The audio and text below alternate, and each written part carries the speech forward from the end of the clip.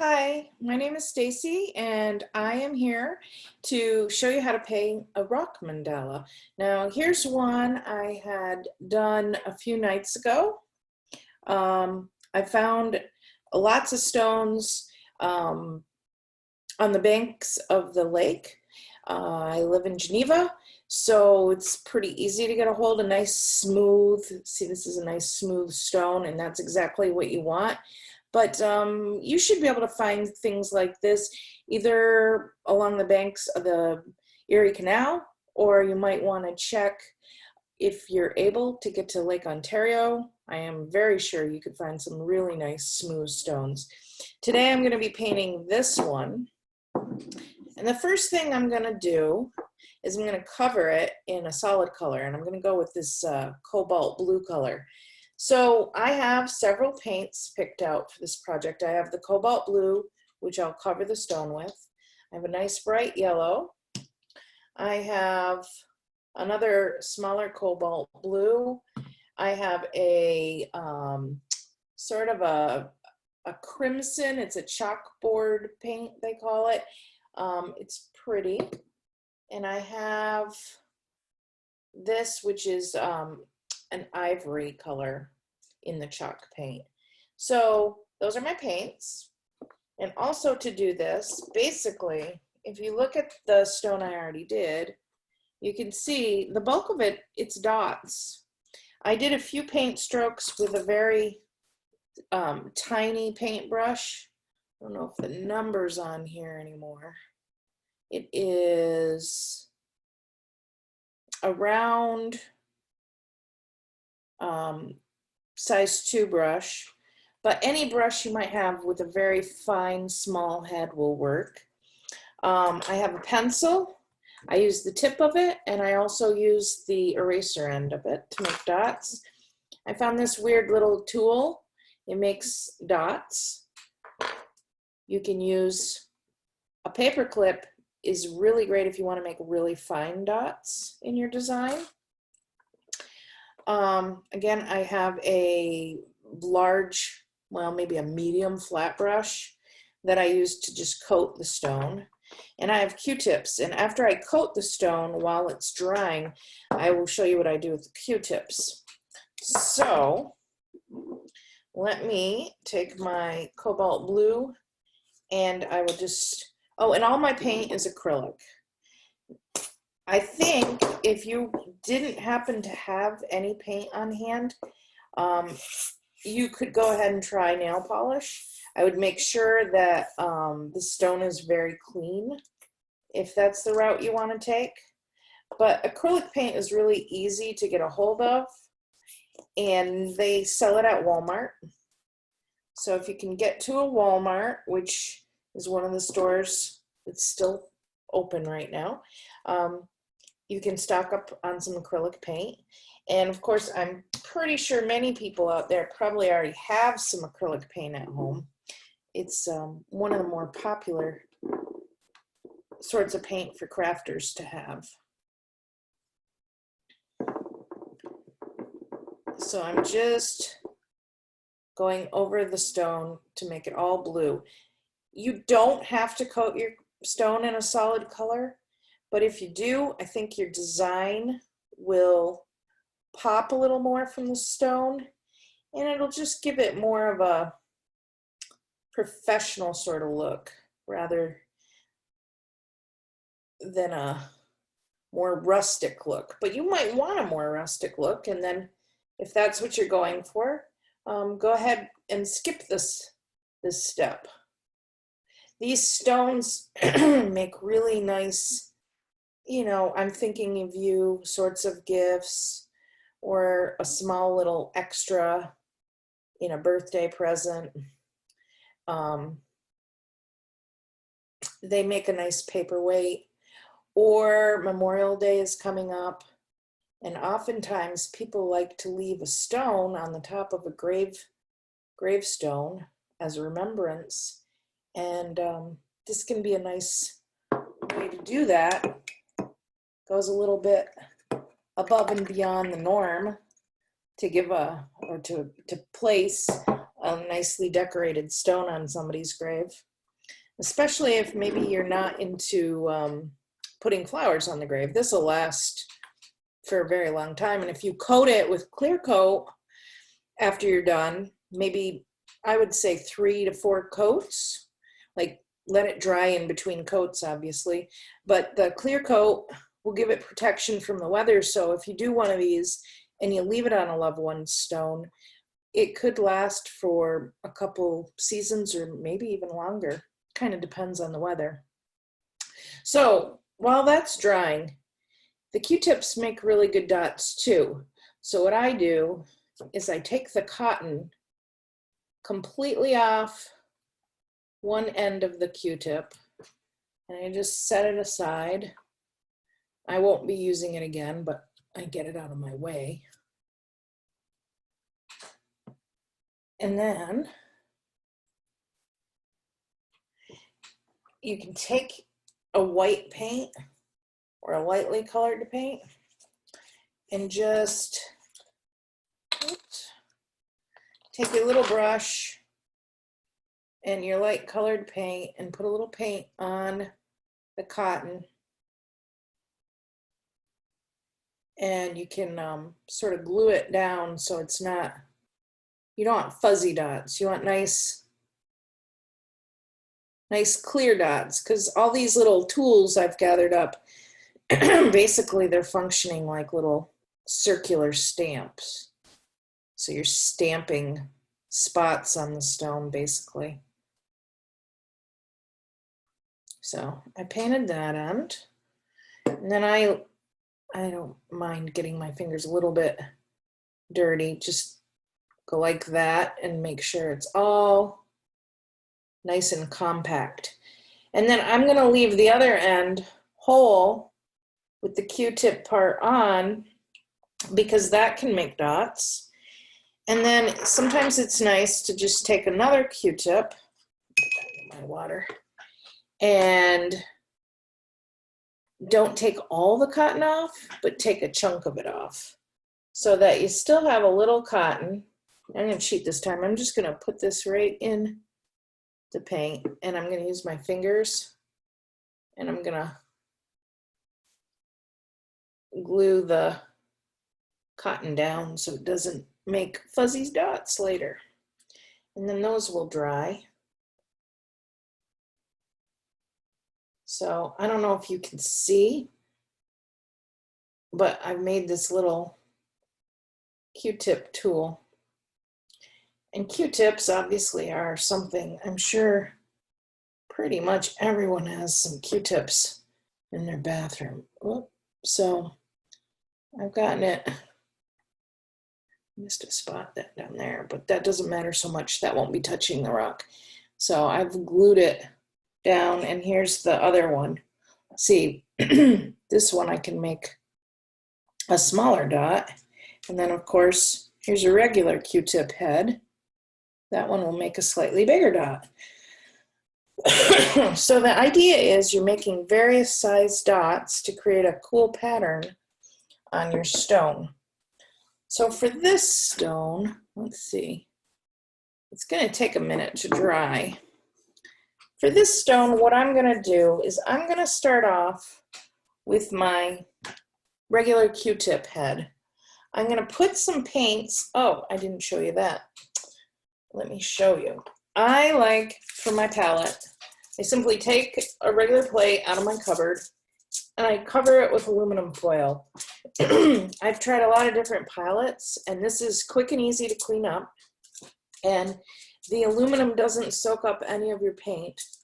And yet it allows you to take paint, and if I want to mix my red and my yellow to make an orange, I won't have any problems at all. So I really like a simple plate with some aluminum on it for my palette.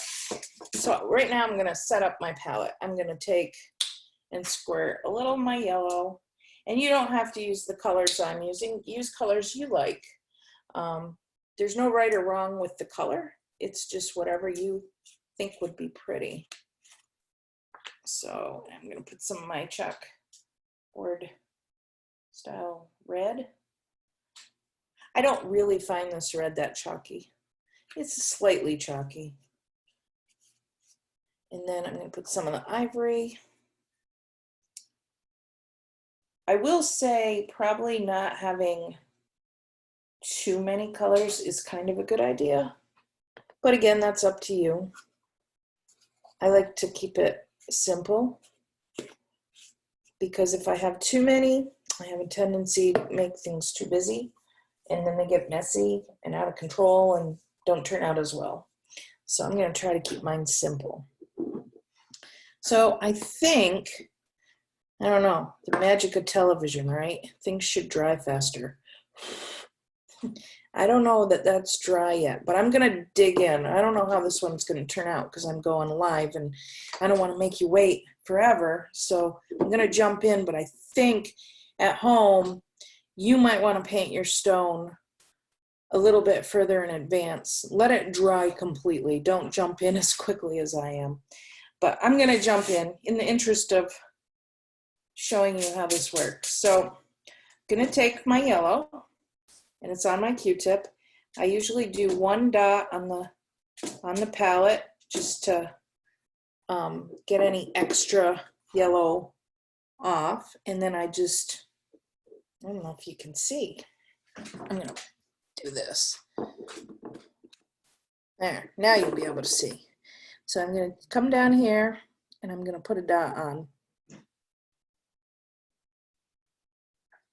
And this isn't adhering as I would like because the blue is still wet. So I'm going to come back down and I'm really loading on the yellow right now. Way more, usually you can do this in one quick bloop, but I can't because the blue is a little wet. Okay, now making mandalas is a little bit like, it's a little bit like being in algebra all over again. So you want to have a symmetrical design. So always look at your first dot and imagine there's a cross or an X going through it. I'm going to put a dot up here in the yellow.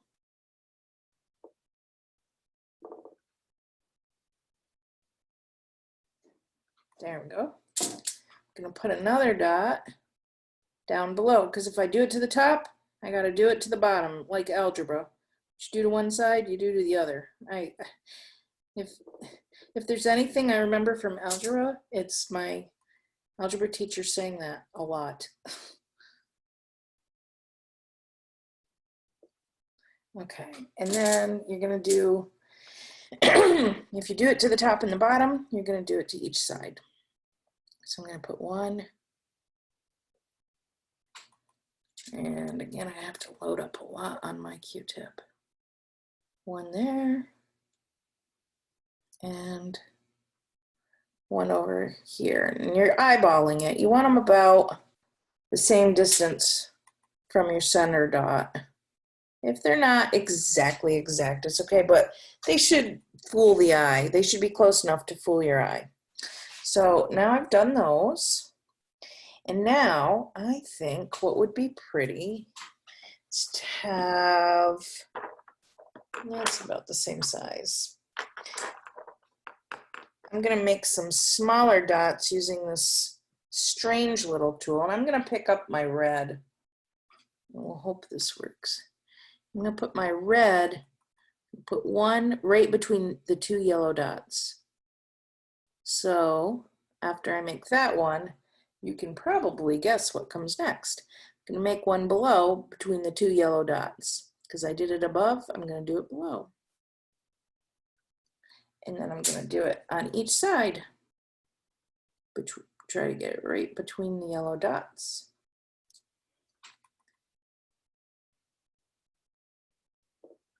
There, that looks pretty good. And add my water. And set it aside. And I'm going to take my paper clip and I'm going to dip in the red again. And I want to put a red dot in the middle of all these yellow ones, if I can. It may not let me because I'm trying to go too fast. Normally I go slower. Not gonna let me. That's okay. Well, instead of that, let me grab a paper towel.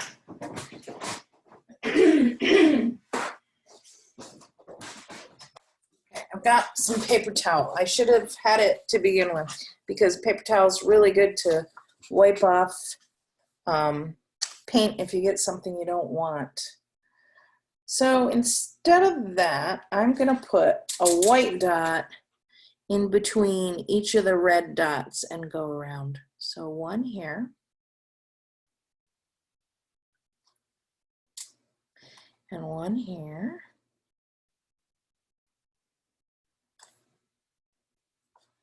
And one over here.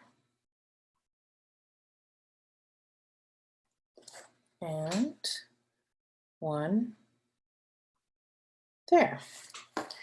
And I'll wipe off the extra. And now my Q-tip that I took most of the fluff off of, I'm going to dip that into, I think we will go with, I'm going to mix a little bit of the yellow and the red together and make a nice orangey color.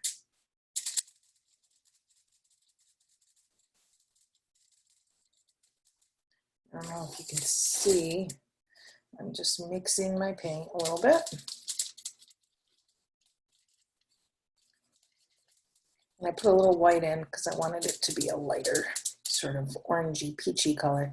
And of course, orange and blue are complementary. So I'm gonna put that, I'm gonna put one here between these two yellow dots.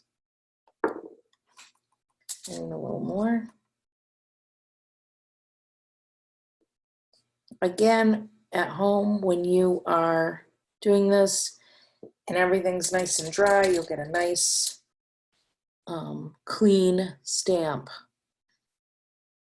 Don't let my rock that I'm doing live deter you because it's certainly not going to be one of my best efforts, I can tell you.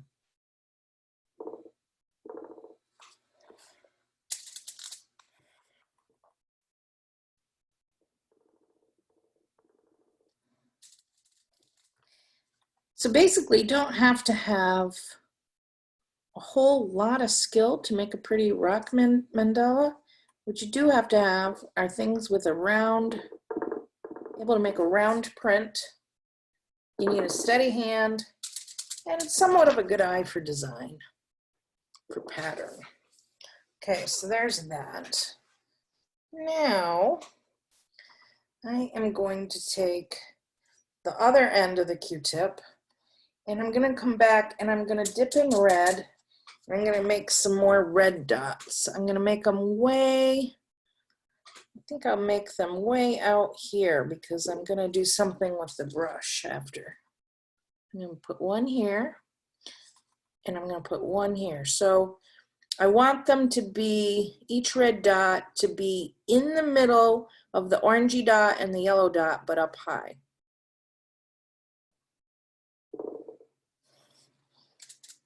And what you do one place, you do another. It's got to be balanced. That's the big thing with it. If you're a fan of symmetry, this is definitely going to be something you enjoy doing because you'll like the results. It's all about symmetry.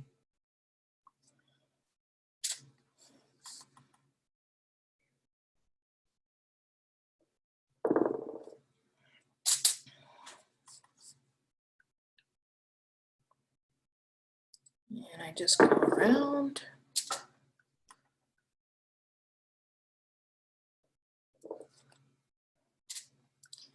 And there we go. So I've got,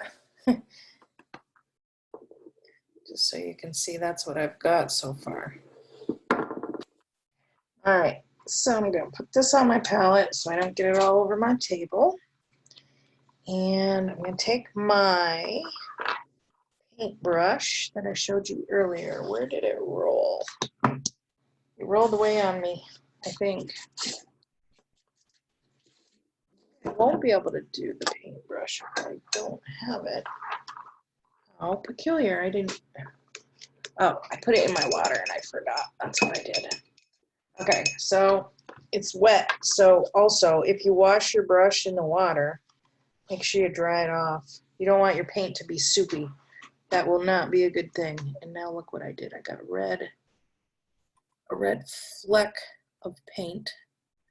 It's dried paint in my dot. Not something I want. There, pick it out.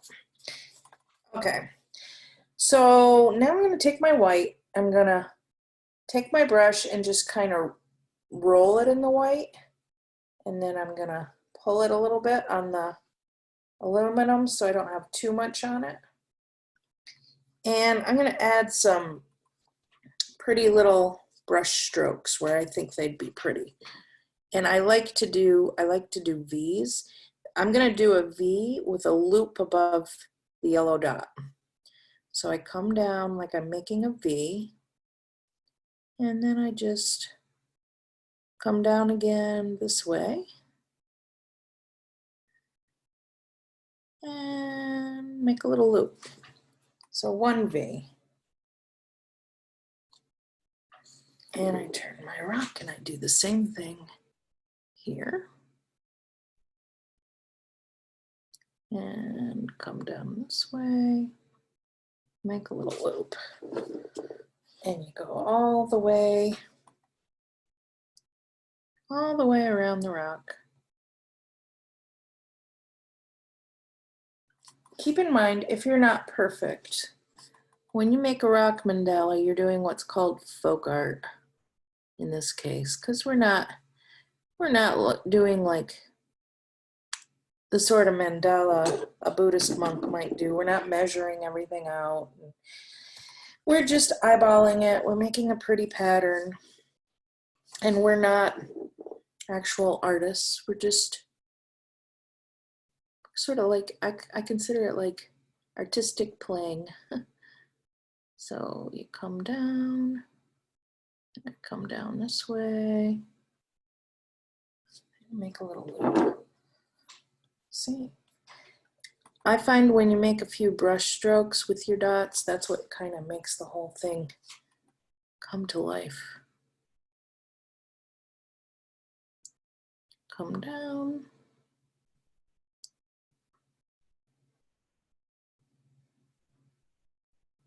And make a little loop. I'm almost around.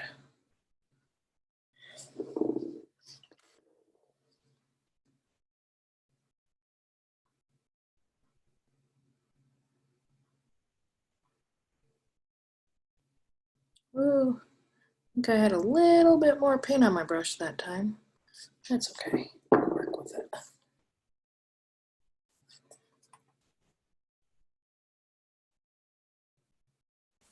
And you can do whatever sorts of little brush strokes you think, I don't know, would be pretty with your dots. Yours will probably not be the same as mine, but if you like what I'm doing here and you think it works with how you place your dots, go for it. There's no right or wrong. I feel like Bob Ross. It's kind of like the happy little cloud thing. It's your rock. You can do whatever you think would make it look pretty. There. Now I've got that on there. Okay. Now I'm going to go back in and add a few smaller dots in areas where I think it would be pretty. So I think a little bit of more white could be good. I think I'll put a little white dot in all of my red dots. And right now I'm using the tip of a pencil that's not sharp.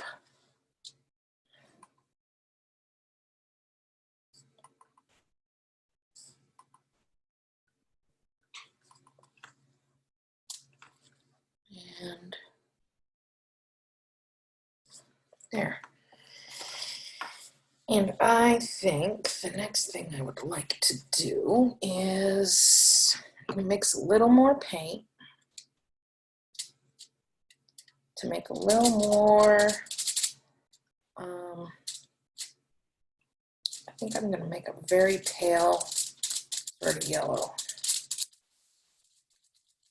Very creamy yellow. And then I'm going to take this because I want to put some fine dots in my work. I like the looks of a fine little tiny dots.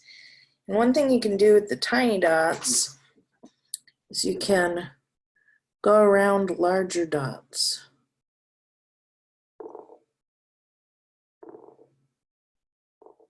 Like so. And just kind of make them a little more interesting. So I'm going to do that.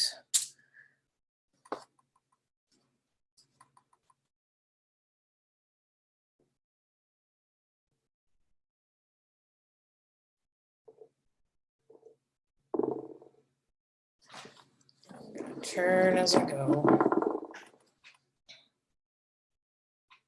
Gotta make sure I dip in the right paint color here. And I'm just going around with my paper clip, going around these red and white dots that I've already made.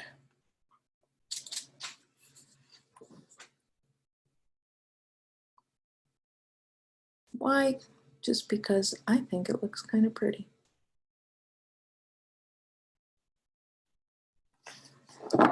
There's something about the small dots that really bring things together and make it, I don't know, come to life. And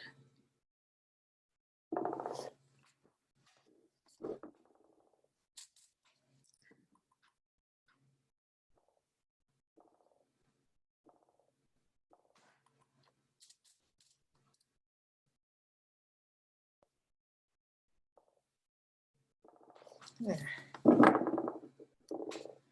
Keep going.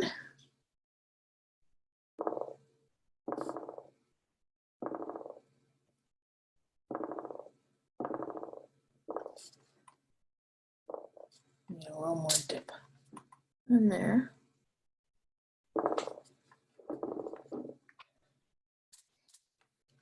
In my next color, I'm looking at it and I feel like it might be kind of pretty to have some light blue in here. So I'm going to take a little bit of this other cobalt blue color I have, which I don't think I've opened yet. Let's see, maybe I've opened it this way. And I'm just going to put a little bit on my palette.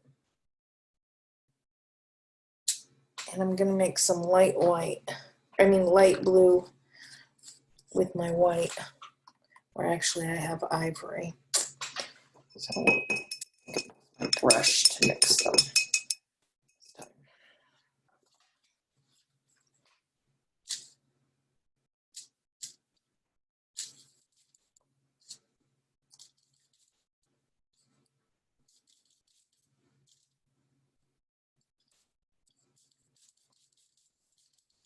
Has to be a fairly light blue because we have the cobalt background going on. So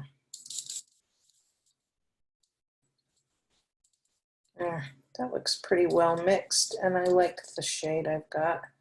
Maybe just a little more white. Maybe just a dab more blue. So when you mix your colors, you're just going for a shade. If you can see, I feel like this is sort of a periwinkle almost. And I think that's pretty. So I'm going to go with that. And now I'm going to go around my large yellow dots with this periwinkle color.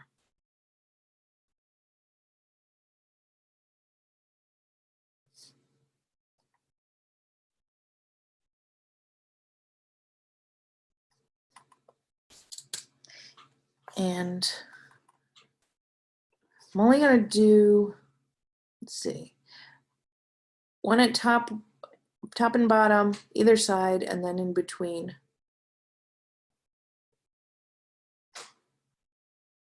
And I'm going to do it to all the yellow dots.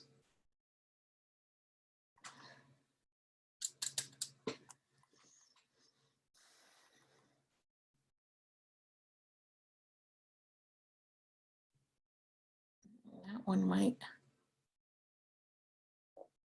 I got my little loopy V. It's colliding a little bit, but that's okay. Like I said, it's folk art. It doesn't need to be perfect. It's part of the charm. So don't be hard on yourself.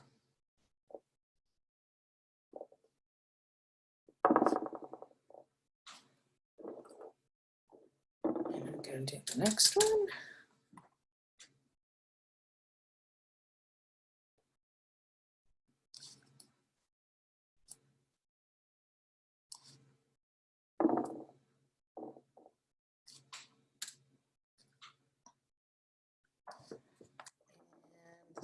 Last one.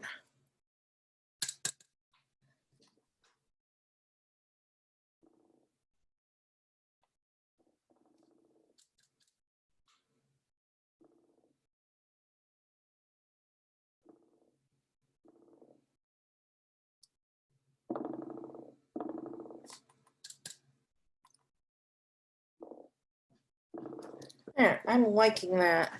So now I just feel like a little dot between each of these V's would be very pretty.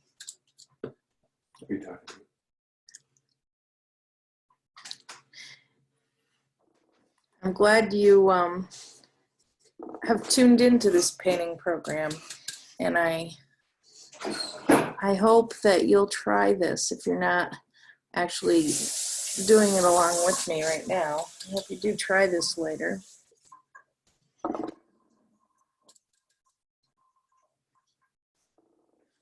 There, I think I've gotten them all. And for my final thing, I just feel like, there's how it's looking so far. I feel like something in the blue, these blue areas, I'm going to use the end of a pen cap, I believe. And I'm going to use decisions.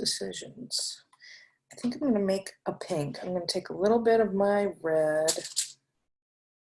Actually, I think I might use this slightly, let me see how big a dot I get from this.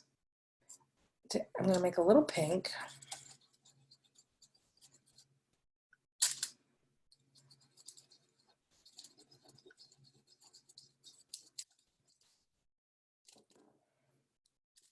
Yeah, I like that. I'm going to make a little more though. That's not going to be enough.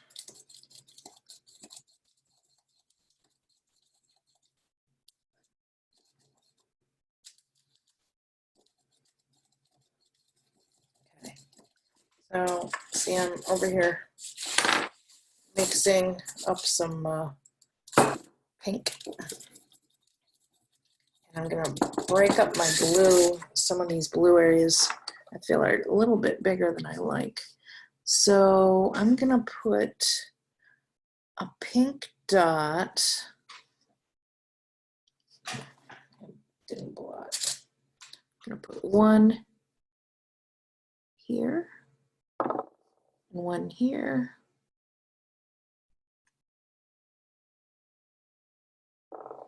And one here.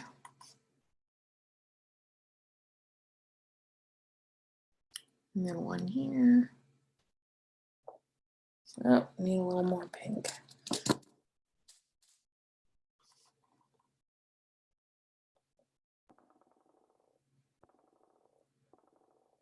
One here.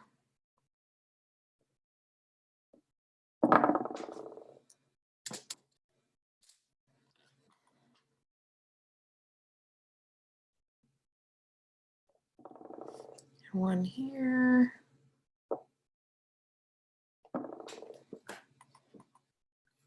And I think I would like to go back to my pencil, do some smaller pink dots in between each of my, I think I'll do 3 in between each. It's almost like a ribbon, in between each ribbon tail, the loopy V's.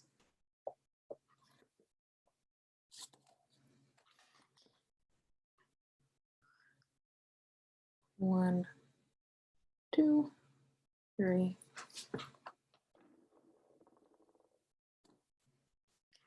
And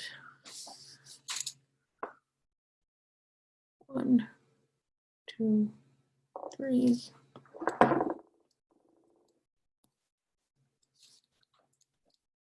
Now, again, I'm doing this pretty fast, so you won't be completely bored. If you're doing this, take your time a little more than I am right now. I do think that your results are always going to be the best when you just take your time, relax, and just kind of have fun with it.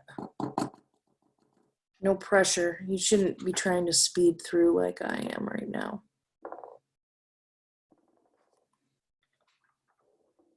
Although the fact that I'm doing this way faster than I normally would is proof that, you know, this isn't a tough thing to do. It really isn't. The main thing is to stay relaxed as you can while you're doing it, not be hard on yourself, and just go for it. Okay, I think I should probably stop. And there's my happy little mandala. It would, I don't have any clear coat spray right now, and if I did, I certainly would not want to do that in my kitchen. I would take it outside in a little box, and I would spray it, let it dry for 15 or 20 minutes, give another spray, let it dry 15, 20 minutes, and then do it again. And then it would be nice and protected. And I think this would make a lovely, like I say, a lovely paperweight, or it could be a lovely little memorial to use on a gravestone. Rather than flowers that don't last that long, this will last for a long time. You can make several. Or these are really pretty just in a garden, you know, a little pop of color somewhere, or have a few of these in your flower garden, and they're really pretty. So that is a rock mandala. As you can see, not too tough.